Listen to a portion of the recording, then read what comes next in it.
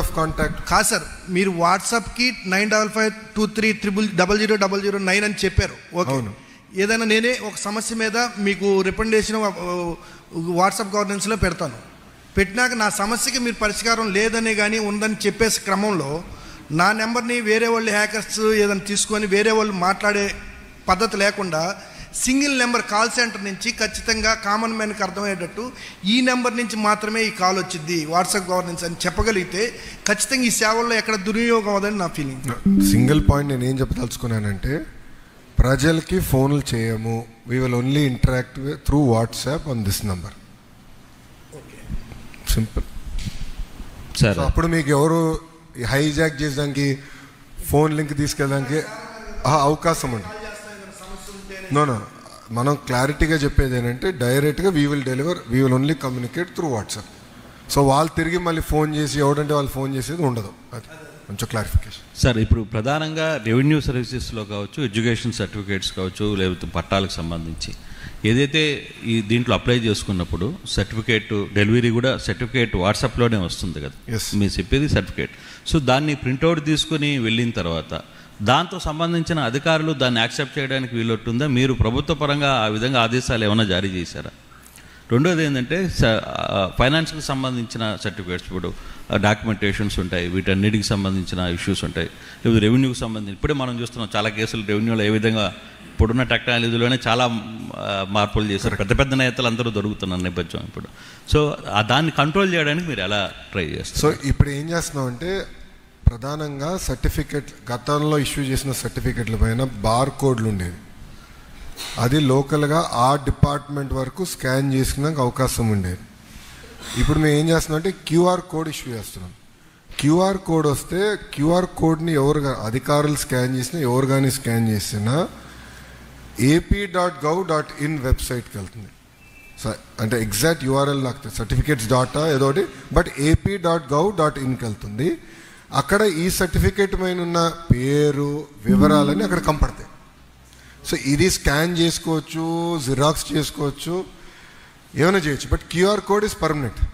So suppose తప్పుడు details పెట్టి వేరే క్యూఆర్ కోడ్ పెడితే ఎవరు సామాన్యులు కూడా స్కాన్ చేసిన, ఇప్పుడు అధికారులే కాదు సామాన్యులు మేము కూడా క్యూఆర్ కోడ్ స్కాన్ చేసినా సింపుల్గా వెబ్సైట్కి వెళ్తుంది, వ్యాలిడేట్ చేసుకోవచ్చు. ఈ సర్టిఫికేట్ కరెక్టా కాదా తేలిపోతుంది అక్కడ.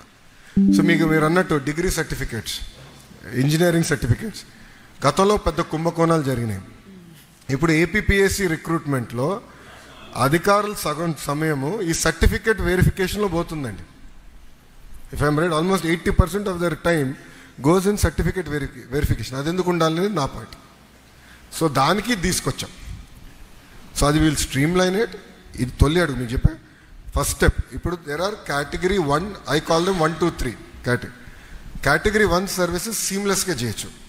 కేటగిరీ 2 సర్వీసెస్ ఇంటర్నల్గా మా పనితీరులో మార్పు రావాలి. కేటగిరీ 3 సర్వీసెస్ చట్టాల్లో సవరణలు తీసుకురావాలి. సో అవన్నీ ఆల్రెడీ మ్యాప్ చేసాం. అవి కూడా వచ్చే అసెంబ్లీ సెషన్లో చట్టాలు సవరిస్తాం, సర్వీసెస్ అందిస్తాం. సార్, ఇప్పుడు క్యూఆర్ కోడ్ ఇక్కడ స్కాన్ చేయగానే నాకు మెసేజ్ వచ్చింది మీకు ఏ సేవ కావాలనేది, బాగుంది. అయితే దీని ద్వారా తీసుకున్నటువంటి సర్టిఫికేట్లో ఏమైనా అక్షర దోషాలు వస్తే ఏంటి పరిష్కారం? ఏదండి?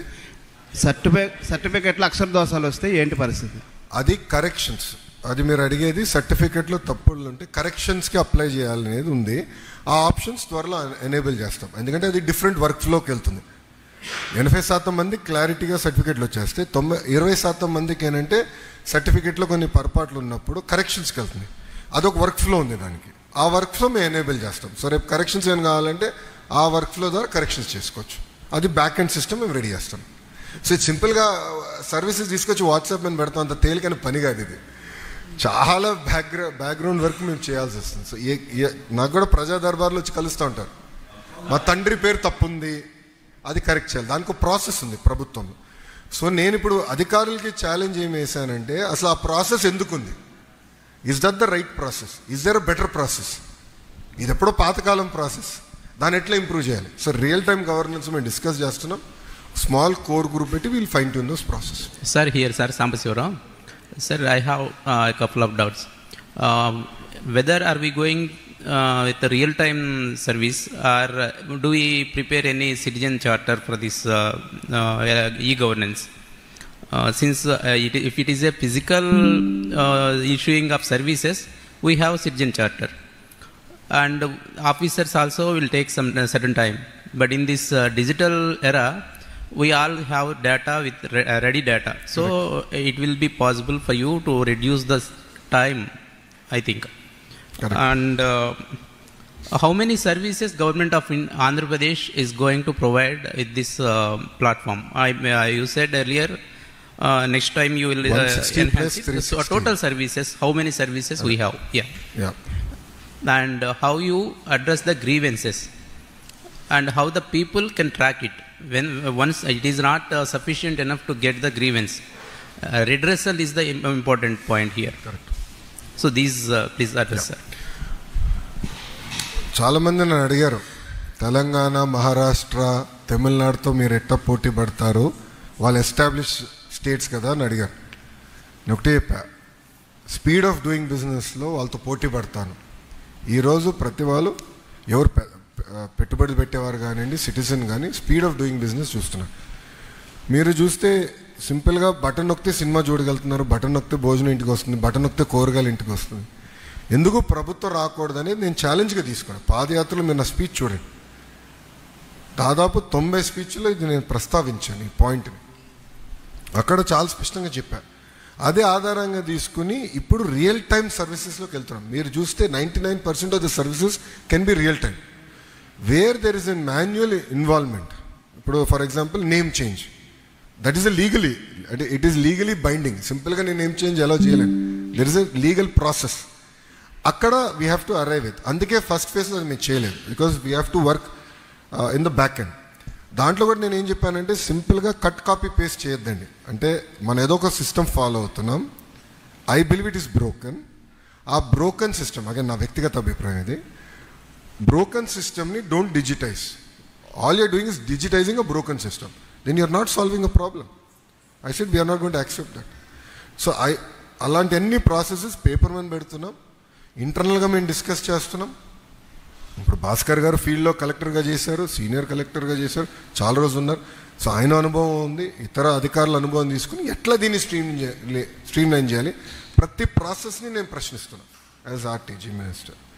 అది స్ట్రీమ్లైన్ చేసి ఆ services we will launch to citizen. That is number 2. Number 3, టోటల్గా సుమారుగా 520 సర్వీసెస్ మేము తీసుకొస్తున్నాం. అదనంగా సర్వీసెస్ కూడా కొన్ని యాడ్ అవుతాయండి, ఎందుకంటే ప్రభుత్వం కొన్ని కొత్త సర్వీసులు తీసుకురావాలనుకుంటుంది. ఇప్పుడు అన్నా క్యాంటీన్ ఉంది, గతంలో లేదు. ఇప్పుడు అన్నా క్యాంటీన్ కూడా మీరు సింపుల్గా వాట్సాప్ ద్వారా డబ్బులు కట్టేయచ్చు, క్యూఆర్ కోడ్ తీసుకెళ్ళి స్కాన్ అయిపోతుంది, మీరు భోజనం చేయొచ్చు.